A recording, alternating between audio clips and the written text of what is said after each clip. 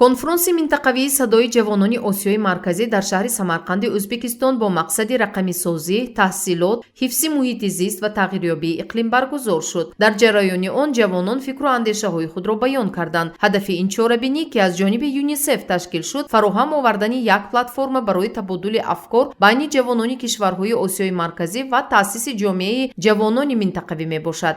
At UNICEF, we have a whole program. It's called Adolescent. Со стороны ЮНИСЕФ мы можем сказать, у нас есть специальная программа, направленная на развитие именно молодежи. Она так и называется. И разработчиками этой программы также являются сами молодежи. И у нас есть основной принцип, который называется «Ничто для нас без нас». Это основной лидирующий принцип нашей работы. И мы должны услышать молодежь, мы должны проконсультировать молодежь и также поставить их на управленческие места, когда они сами будут уже управлять со всеми процессами. И мы должны признать навыки молодежи. Многое сейчас делается со стороны молодежи, и еще многое они могут сами сделать. Мы не хотим прийти и сказать: мы вам сделаем вот это. Они сами могут есть. У них есть для этого весь потенциал. И сейчас эта программа также направлена на развитие потенциала, а также поддержку их в первую очередь в сфере образования. Это доступ к образованию и доступ к подходящему образованию, именно который для них нужен, исходя из их потенциала. Through our Adolescent Development Program. дар кори конфронс ҷавонон аз 5 минтақаи осиёи марказӣ ширкат доштанд. Ин ҳамоиши онҳо дар шакли онлайнӣ ва офлайнӣ баргузор шуд. Айни замон ҷавонони осиёи марказӣ ба ҳисоби миёна зиёда аз 60% аз шумори умумии аҳолиро ташкил медиҳанд. ҷавонони имрӯз пешқадаманд, бинобар ин тараққиёти оянда аз ин қувваи бузург вобастагии калон дорад. Сегодня с инициативой и поддержкой Европейского Союза, ЮНИСЕФ и общенационального движения Юкселеш здесь на одной площадке собралась молодежь Центральной Азии. Это молодежь, которая несет в себе голос всей своей нации. Если познакомиться с каждым из этих ребят, вы увидите, что это многогранные ребята, которые помимо того, что они успешны в академической сфере, они знают несколько языков, они активно участвуют в социальной жизни, они на этом же ряду еще и решают социально важные проблемы, социально значимые темы. И что самое интересное, то, что международное сообщество хочет поддержать и услышать голос молодежи, действовать на пути объединения молодежи, это очень ценно.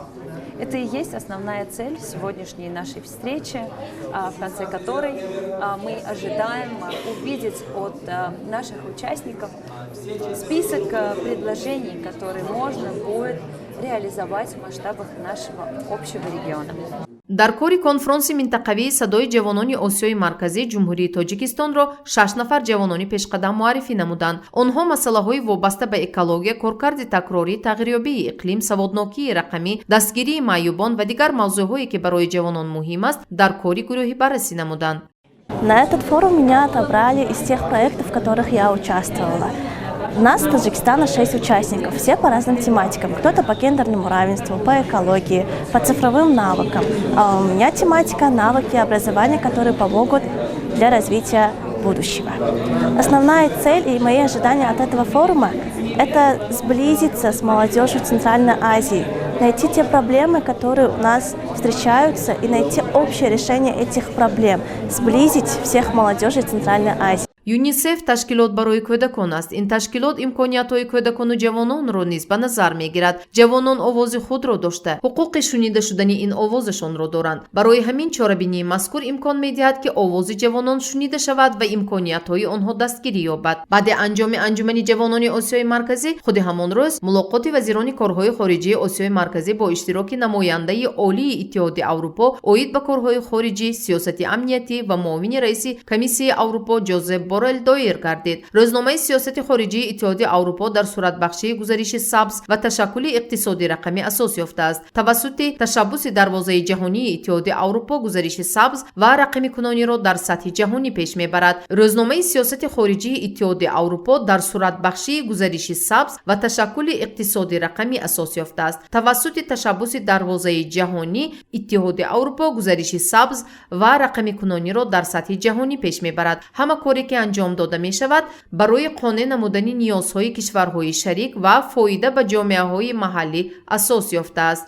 вазифаи иттиҳоди аврупоро дар самарқанд ҷозеф борел шарҳ дода гуфт ки тавассути муайян ва татбиқи ислоҳот ва имкониятҳои ҷалби соҳибкорон сармоягузориро ҳавасманд мекунанд. иқтисодиёти осиёи марказӣ босуръат рушд мекунад ва имкониятҳои васеъ дорад. иттиҳоди аврупо шарики боэътимод дар ҷаҳони нооромиҳои геополитикӣ ва тағйирот аст. иттиҳоди аврупо дар муваффақияти ин минтақаи муҳим нақши худро мебозад. дар пленуми дидгоҳи робитаҳои мутақобилаи осиёи марказӣ ва иттиҳоди аврупо вазири корҳои хориҷии ҷумҳурии Тоҷикистон Сироҷиддин Мухриддин иштирок ва баромад намуд. зимни суханронӣ вазири корҳои хориҷии ҷумҳурии Тоҷикистон масъалаҳои мубориза бо терроризму экстремизм ва гурӯҳҳои ифротгароӣ, вазъият ва бехатарӣ дар сарҳадҳо, сатҳи камбизоатӣ ва бекорӣ, шароити постпандемияро дар кишвар матраҳ намуд. баъди анҷоми пленум вазири корҳои хориҷӣ ва намояндаи олии иттиҳоди аврупо акси хотиравӣ гирифтанд. баъди нисфирӯзӣ вазири корҳои хориҷии Ӯзбекистон Владимир Норов бо намояндаи олии иттиҳоди аврупо оид ба корҳои хориҷӣ, сиёсати амниятӣ ва муовини раиси комиссияи аврупо Ҷозеф Борел мулоқот намуд. сипас бо иштироки рӯзноманигорони васоити ахбори оммаи осиёи марказӣ ва хориҷӣ брифинг ташкил карда шуд. бо ҳамин рӯзи аввали сафари корӣ ба анҷом расид.